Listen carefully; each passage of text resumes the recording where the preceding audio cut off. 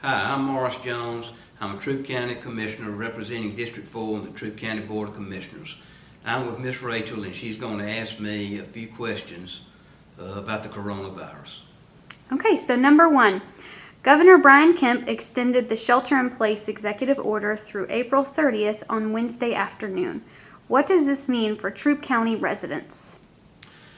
Remembering back to March the 25th, 2020, the Troup County Board of Commissioners had a call meeting on their local emergency ordinance.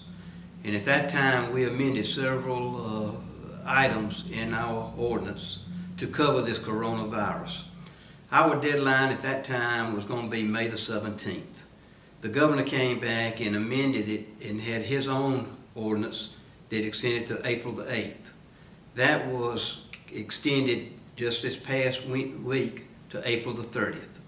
So our ordinance falls under his ordinance, and right now the only difference in what we've been doing is the time that it extends, and it will end supposedly April the 30th unless the governor extends it past that date. Okay, so moving on to question number 2. We are receiving frequently asked questions regarding outdoor activities during this time. Would you please answer the following questions?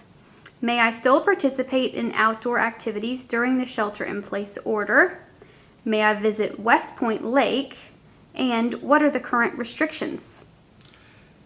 Yes, the Board of Commissioners wants you to continue to do your outdoor activities, exercise as much as you can and do what you need to do.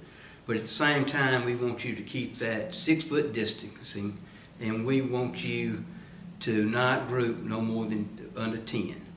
And that is what everybody's been asking, the federal government, the state governments, and your county and city governments. As far as Lake West Point, that's a unique situation out there. We're still following the governor's rules, but Lake West Point is under the Corps of Engineers. And right now, I think boating is still available on the lake, but if you have any questions, you need to call the Corps, and they can give you exactly what is going on or what you can do or can't do out there at Lake West Point, because all the properties around the lake are owned by the Corps. Going back to Troup County on the outdoor activities, I'd like to thank the Park and Recreation Director, Lance Dennis, for putting on videos and showing to children and showing adults what they can and how they can exercise at home. And an example of one video is how to dribble a basketball. But remember, when you're dribbling that basketball, make sure you wash your hands correctly, because that's one of the necessities that we all been asking you to do. Great. Okay, so moving on to our last question. The Secretary of State postponed the statewide general primary presidential preference primary election until June 9th of 2020. What does this mean for voters? And will you also speak on the concerns regarding the absentee voting applications from the state with the incorrect return mail address on the return envelope? I'll answer the last question first and then go back to your first question on this question. As far as absentee ballots, yes, starting last week, we noticed that on the absentee ballot return address that it was 1705 Ridley. And we had a lot of calls and concerns and spoke to the Secretary of State, because this came from the Secretary of State's office. And the mistake was made with the Secretary of State's office.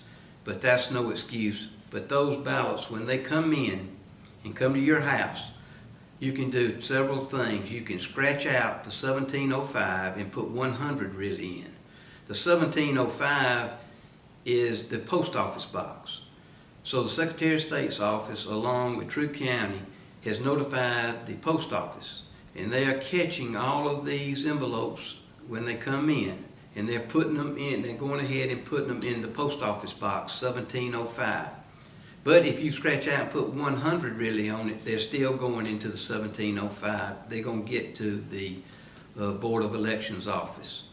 You have several ways that you can do it. You can bring your ballot and put it in the drop box out here at the Government Center. You can email it, and again, you can just do your regular mail and on your ballot. But I'm assuring you. And also today I heard on the radio that the chairman of the Board of Elections is on the radio stating that there had been a confusion about the post office box, but it had been taken care of. On the first question that you're asking about moving the voting date to June the 9th, 2020, I think that's a good move, because if you go back, the governor extended his ordinance till April the 30th of 2020. Well, early voting was supposed to start April the 27th of 2020.